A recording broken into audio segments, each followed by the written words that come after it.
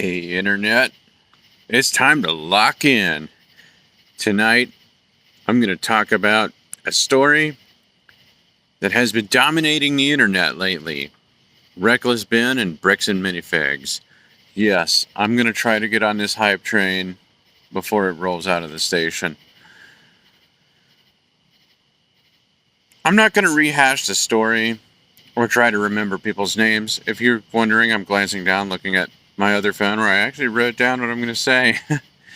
I'm not going to try to rehash the story or remember people's names. I just want to discuss something that Reckless Ben may have unintentionally exposed. A couple of days ago, I recorded a video where I talked about Reckless Ben's stunt where he had someone sign a contract unknowingly that forbade them from, or this woman, I believe it is, who was a manager at this bricks and minifigs location. And he tricked her into signing a contract that forbade her from banning him from the store. And let me see here. Some guy, I don't know who it is. I'm assuming some kind of shill for bricks and minifigs was saying, "Oh, you can't just deceptively hide contract clauses and make people sign them." And it was like he was either pretending or extremely naive. So I may revisit that topic again with slightly better research, But as we all know, unfortunately, the practice of deceptive, hidden contract clauses and the abuses of contract law are not uncommon. So I'm gonna move on to another subject. I recorded a video last night, and unfortunately that video was corrupted, so I'm trying again. Let me see here. Another thing that Reckless Ben exposed is how there is a flaw in our court system that enables it to be exploited by bad faith actors. That's what I'm going to call them.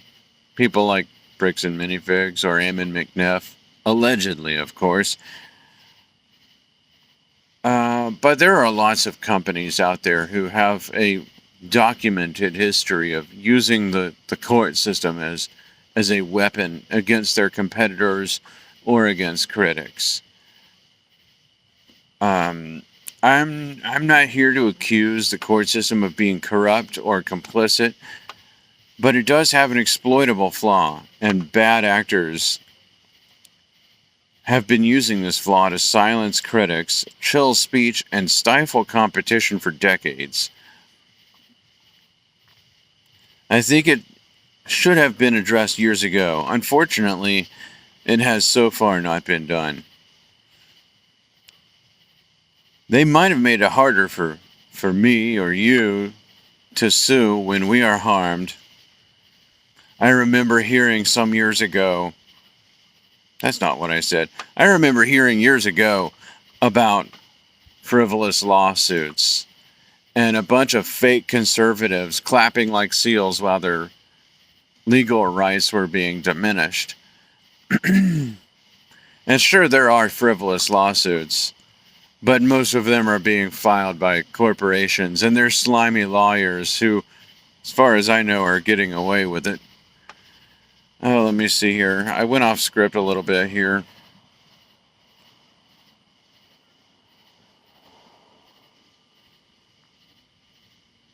So yeah, the laws, if any were actually passed, didn't do anything to stop companies from abusing the legal system. They just, if anything, made it harder for me or you to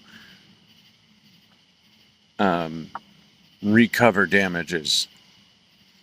And I'm sure there are plenty of people out there who would abuse the court system, but there are also plenty of legitimate reasons to, I don't know, sue a company that didn't pay me for a month.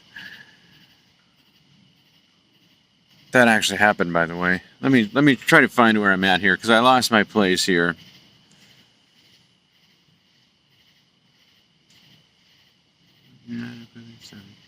Yeah. So here's what I'm trying to say. I'm just going to put this down. I wrote a script and was trying to read it, and I would have to like mount this phone up here or something, and that would actually be pretty cool. But have a little teleprompter thing going on. But I didn't set that up, so I'm just going to go off script a little bit. It really bothers me that we have a situation where, and this is just how our legal system works or doesn't work. Like I said, it's an exploitable flaw that companies take advantage of, where they're able to use the court as a weapon.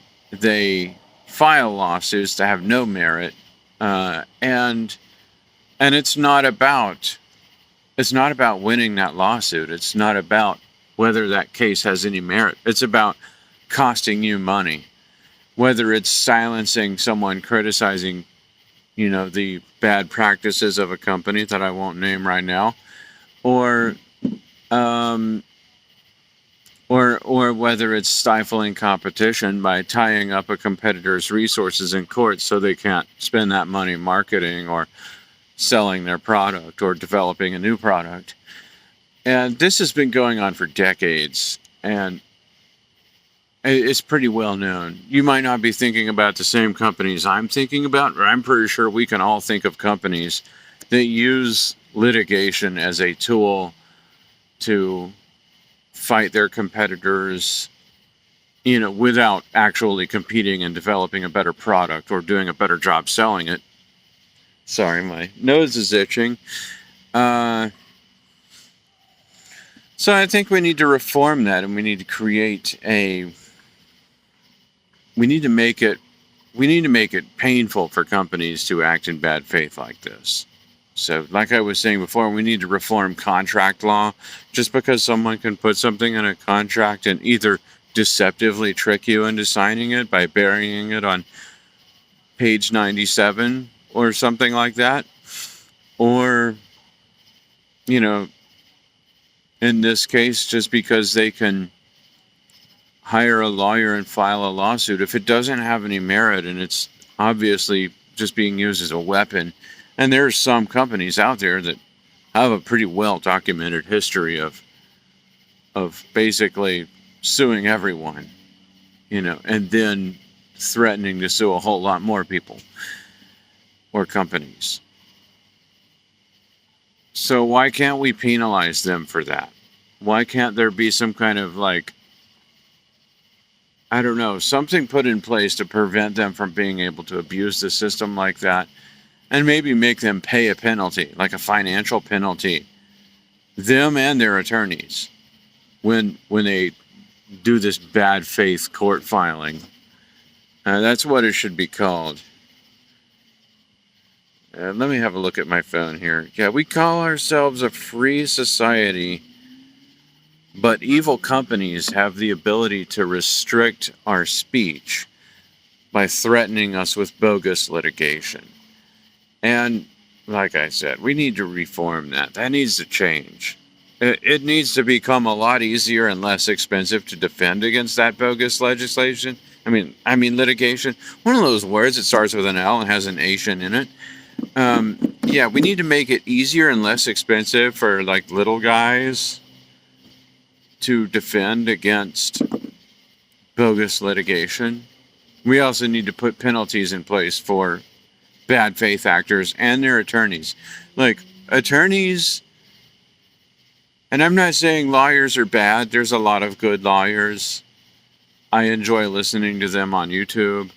There's also bad lawyers who are just slime bags, and a lot of them work on retainer for slimy corporations, and their job is to be a villain. They need to start being penalized. They need to be looking at the possibility of having their ability to practice law taken away if they continue acting in bad faith. Let me see here. And I think I'm kind of running out of steam now. Thanks for watching this video. Like I said in my last video, by clicking on this video, You have agreed and voluntarily entered into a contractual agreement that you will do whatever it takes to help me get a real pipe organ at St. George. Also, you agree to like, share, and subscribe this video and comment and whatever other thing you're supposed to do. And thank you very much for watching. Have a great night. Bye-bye now.